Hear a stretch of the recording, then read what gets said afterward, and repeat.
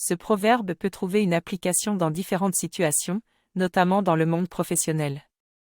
Il peut arriver qu'un collaborateur travaille dur pour accomplir une tâche ou réaliser un projet, mais qu'un autre s'approprie les mérites de son travail sans en avoir réellement fait partie. Cela peut également s'appliquer dans la vie sociale, où des personnes peuvent bénéficier des bienfaits et des efforts collectifs sans y avoir participé, comme par exemple une personne qui emprunte une route construite par d'autres sans en avoir payé pour la construction. En somme, ce proverbe souligne l'importance de reconnaître et de valoriser le travail et les efforts d'autrui, pour éviter toute injustice, et de faire preuve de solidarité et de coopération pour réussir ensemble. De plus, ce proverbe souligne également l'importance de ne pas sous-estimer la capacité des autres. En effet, le lézard vert, bien qu'il soit petit et apparemment moins puissant que la vipère, a tout de même réussi à l'attaquer. Ainsi, il nous rappelle qu'il ne faut pas juger les autres uniquement sur leur taille ou leur apparence, mais aussi sur leurs capacités réelles. Ce proverbe peut également être utilisé pour illustrer des situations de déséquilibre de pouvoir ou d'injustice. Parfois, les plus faibles peuvent être forcés de prendre des mesures radicales pour se défendre contre ceux qui ont plus de pouvoir ou d'influence. Cela peut s'appliquer à des situations personnelles, comme se défendre contre un harceleur ou défendre ses droits au travail, mais aussi à une plus grande échelle, comme les mouvements de protestation contre les gouvernements oppressifs ou les combats pour les droits des minorités. En conclusion, le proverbe « Le lézard vert s'en est pris à la vipère » est un rappel de l'importance du courage et de la détermination dans la résolution des défis, mais également de la prudence et de la réalisme. Il met également en évidence la capacité des plus faibles et la nécessité de ne pas les sous-estimer. En effet, il existe de nombreux exemples dans la vie quotidienne qui illustrent cette vérité universelle. Prenons l'exemple d'une personne richement habillée, avec une belle voiture et une grande maison, mais qui est en réalité endettée jusqu'au cou ou qui souffre de problèmes de santé mentale. D'un autre côté, il y a souvent des gens qui sont modestement habillés, qui conduisent des voitures modestes et qui vivent dans des maisons modestes, mais qui ont une richesse cachée en termes de leur sagesse, leur intelligence et leur charisme. Cela démontre que nous ne devrions pas nous fier seulement à l'apparence extérieure ou au statut social d'une personne pour juger de sa valeur. Au lieu de cela, nous devrions prendre le temps d'apprendre à connaître les gens, de comprendre leurs qualités intérieures et de reconnaître la richesse qui peut être cachée en chacun de nous.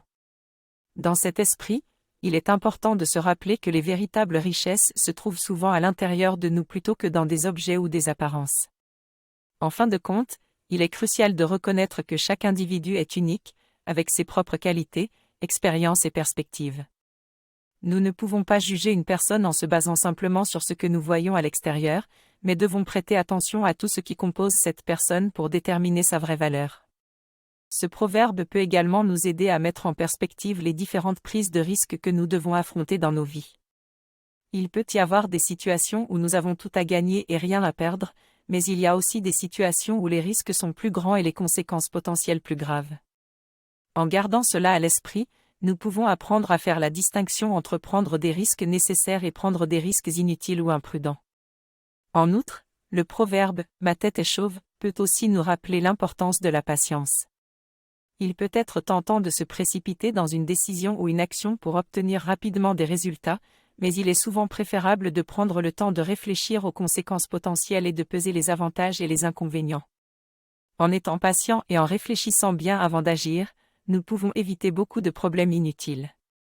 Enfin, ce proverbe peut être utilisé comme une métaphore pour nous rappeler que notre expérience de vie est unique et que nous devons être conscients de nos propres forces et de nos faiblesses.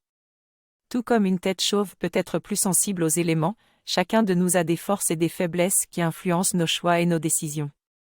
En comprenant ces forces et ces faiblesses, nous pouvons mieux nous protéger contre les risques et prendre des décisions plus judicieuses pour nous-mêmes et notre vie. Ce proverbe met en lumière la situation dramatique et précaire dans laquelle se trouve une personne déshéritée. Il suggère qu'elle est dans une situation de misère totale et qu'elle ne dispose plus de rien pour survivre. Elle a été dépouillée de tout ce qu'elle possédait, y compris les moyens les plus élémentaires de subsistance. Le manque d'eau, qui est essentiel à la survie, est utilisé ici pour symboliser la privation extrême dans laquelle est plongée la personne. Cette privation peut être due à des circonstances diverses comme la guerre, la pauvreté, l'oppression, l'injustice ou la maladie. Dans tous les cas, le proverbe souligne la gravité et l'injustice d'une situation où une personne ne dispose même plus du strict minimum pour vivre. En somme, ce proverbe invite à la réflexion sur les inégalités sociales et la nécessité de lutter contre l'appauvrissement et la précarité dans nos sociétés.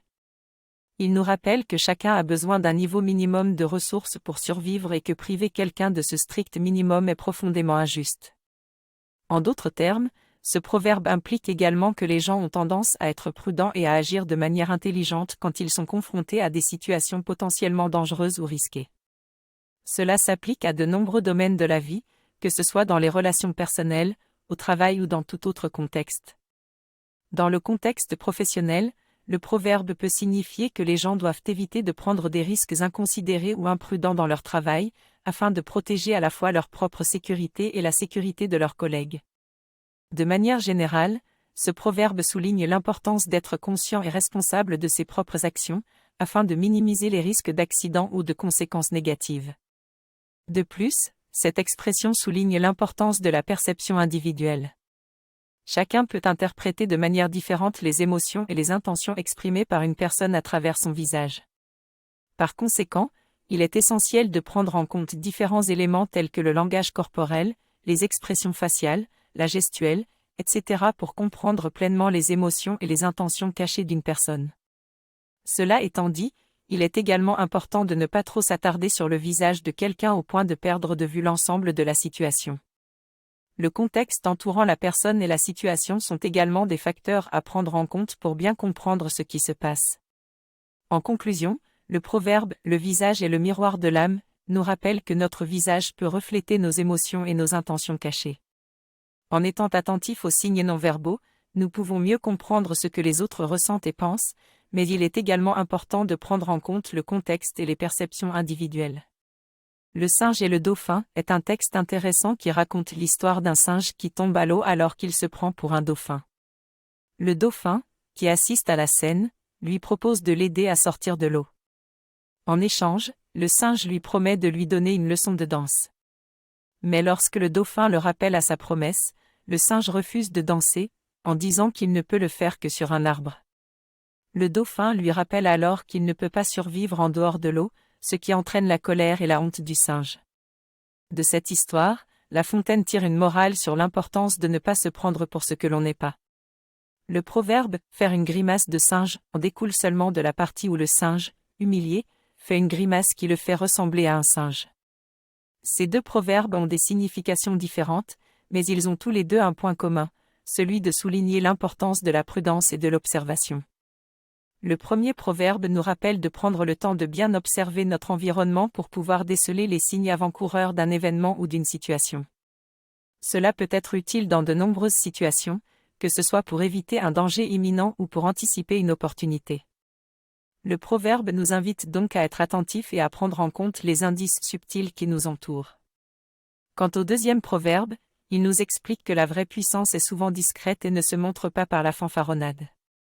Les personnes réellement puissantes sont souvent discrètes et confiantes, tandis que les fanfarons sont souvent immatures et cherchent à se faire remarquer en faisant des menaces vides de sens. Ainsi, le proverbe nous invite à ne pas nous laisser impressionner par les gens qui parlent fort mais à nous concentrer sur les actes réels de ces personnes. En somme, ces deux proverbes nous encouragent à rester prudents et observateurs dans notre vie quotidienne, que ce soit pour déceler les signes avant-coureurs d'un événement ou pour appréhender une situation avec justesse et intelligence.